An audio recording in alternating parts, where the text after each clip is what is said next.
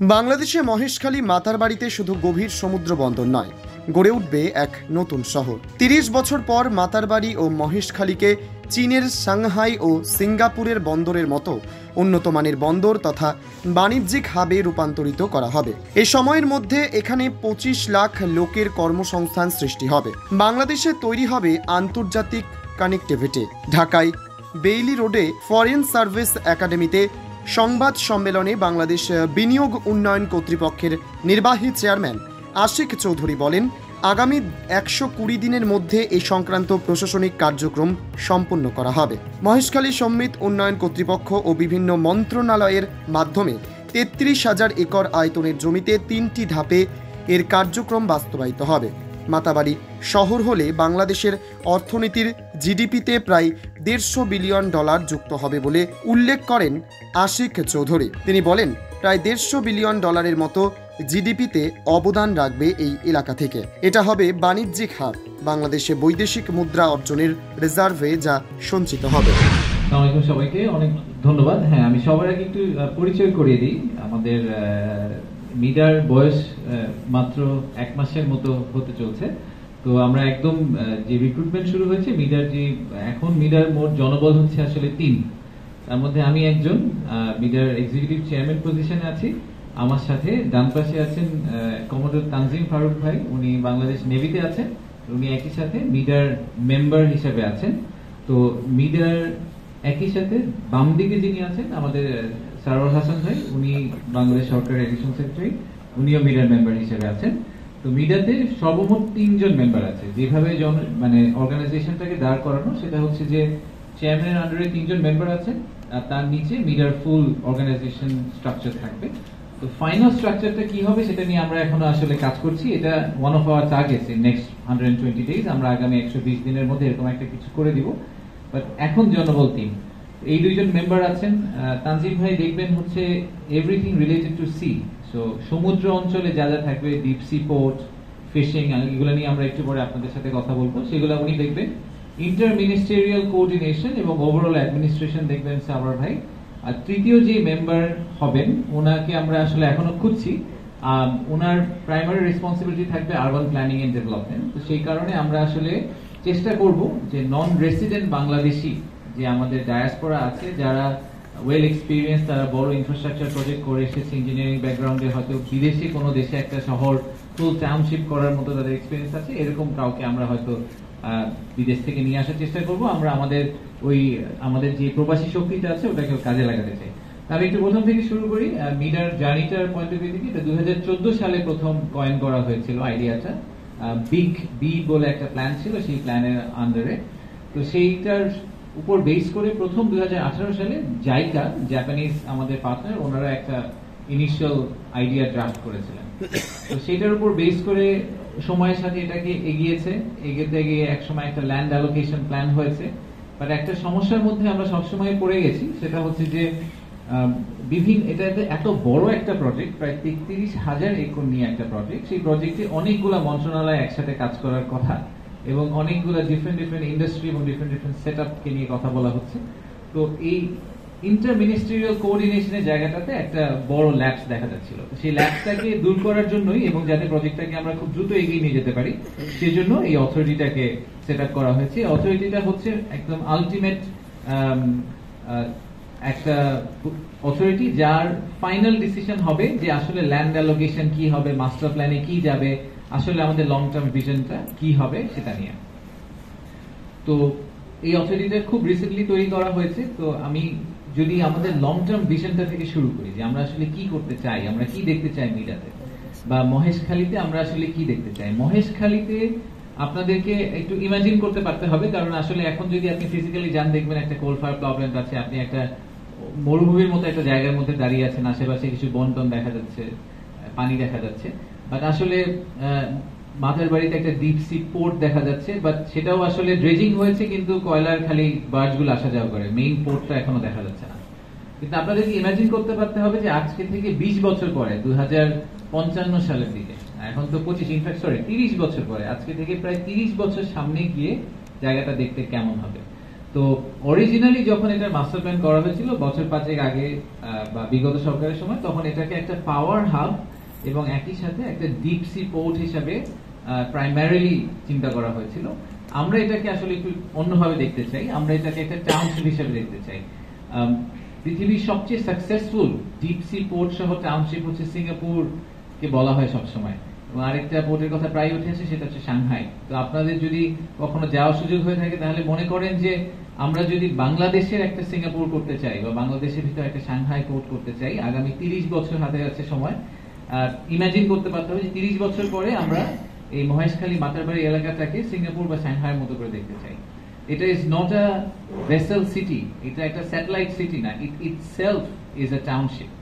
এবং অলমোস্ট চট্টগ্রামের আরেকটা এনহ্যান্সড এবং মডিফাইড এবং নিউ ভার্সন, যেটা আমাদের প্রাইমারি সোর্স অফ লজিস্টিক্স বলেন, ইন্ডাস্ট্রিয়ালাইজেশন বলেন, সবকিছুর জন্য এটা আমাদের প্রাইমারি একটা সোর্স হবে।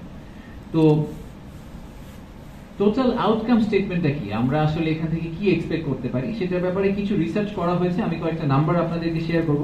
আপনাদেরকে এমনিতেও আমরা কিছু ডকুমেন্ট শেয়ার করেছি, বাট তারপরে আমি একটু জাস্ট খুব হাই লেভেলে যদি বলি যে প্রায় $150 বিলিয়ন মতো আমরা জিডিপিতে কন্ট্রিবিউশন এক্সপেক্ট করছি শুধুমাত্র এই জোনটা থেকে।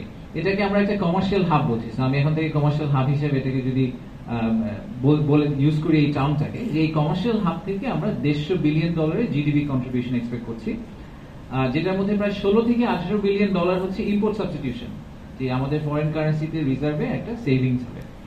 আর একই সাথে আমরা আশা করছি যে লজিস্টিক্সে প্রায় $4 বিলিয়ন থেকে $6 বিলিয়ন সেভিংস হবে। 60 থেকে 65 বিলিয়ন টোটাল ইনভেস্টমেন্ট হবে, তার মধ্যে আমরা আশা করছি যে প্রায় $5 বিলিয়ন এফডিআই হিসেবে আসবে, বাকিটা আমরা লোকাল ইনভেস্টমেন্ট এক্সপেক্ট করছি। আর ফাইনালি প্রায় 1.5 লাখ লোকের কর্মসংস্থান ডিরেক্টলি আমরা এক্সপেক্ট করছি, ইনডিরেক্টলি সব মিলিয়ে প্রায় 25 লাখ লোকের কর্মসংস্থান আমরা আশা করছি এই এলাকা থেকে হবে। তো এটা এগেন আপনাদেরকে একটু সামনের দিকে তাকিয়ে চিন্তা করতে হবে। আমি জানি যে আমরা সবসময় আশা করি যে কালকে কি হয়ে যাবে, বাট আমাদের this is a beginning of a very very long term plan.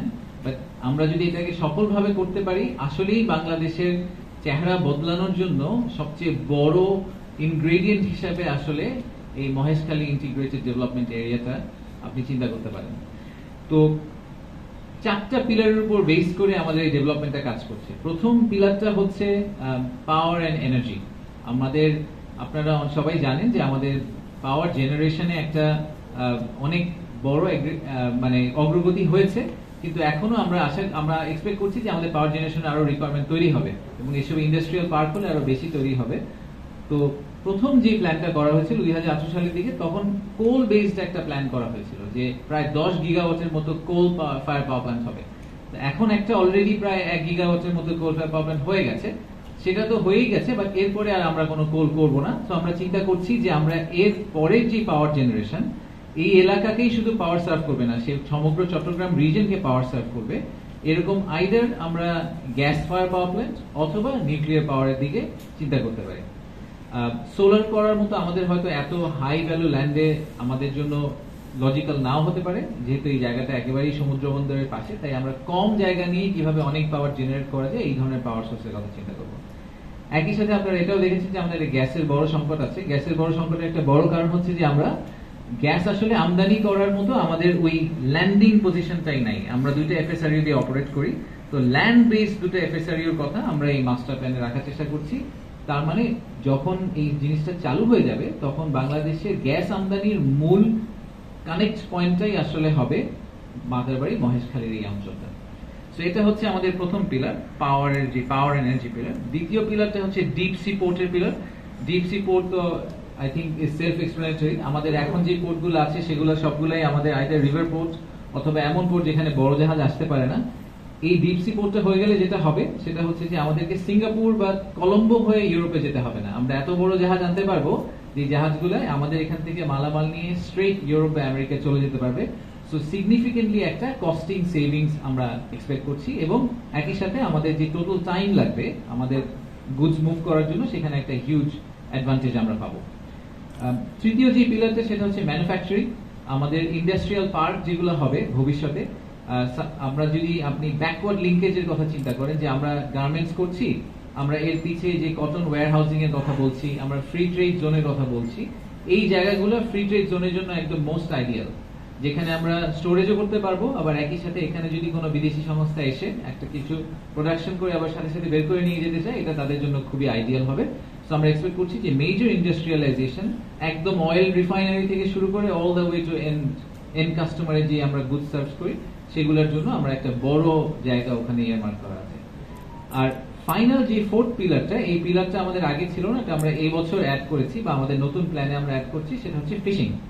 তো সমুদ্রকে আমরা নিয়ে কখনো অত ভালোভাবে চিন্তা করি না, আমরা সবসময় সবকিছু নিয়ে যখন আমরা ভাবি তখনই আমরা বাংলাদেশের, ইনফ্যাক্ট আমরা বাংলাদেশের ম্যাপ নিয়ে কথা বলি, বাংলাদেশ নিয়ে কথা বললে খালি ম্যাপটা চোখে পড়ে, which is our land area, বা যে হিউজ বে অফ বেঙ্গল আমাদের আছে, যেখানে আসলে হিউজ পরিমাণ রিসোর্স আছে, ব্লু ইকোনমিতে অনেক কিছু করার সুযোগ আছে, starting from deep sea fishing all the way to fish processing বলি, শিপ বিল্ডিং বলি, শিপ, এই সব ক্ষেত্রেই, শিপ রিপেয়ারিং এর কথা বলি, এই সব ক্ষেত্রেই আসলে আমাদের অনেক বড় একটা সুযোগ আছে। এবং সেই কারণে আমাদের একটা, এই কারণে তানজিম ভাইকে নিয়ে আসা হয়েছে যে আমরা ক্যাটাগরিক্যালি সি এর থেকে যেই কমার্শিয়াল আউটপুটটা পাওয়া সম্ভব, সেইটাকে ম্যাক্সিমাইজ করার জন্য মিডিয়া খুব অ্যাক্টিভলি কাজ করবে, একটা লিড রোল প্লে করবে। সরকারের অনেকগুলো সংস্থা এটা নিয়ে কাজ করে, বাট আলটিমেটলি যেটা হয় যে সংস্থারা আলাদা আলাদা যেহেতু রোল প্লে করে, ইভেন্চুয়ালি কোনো আউটপুট আসে না।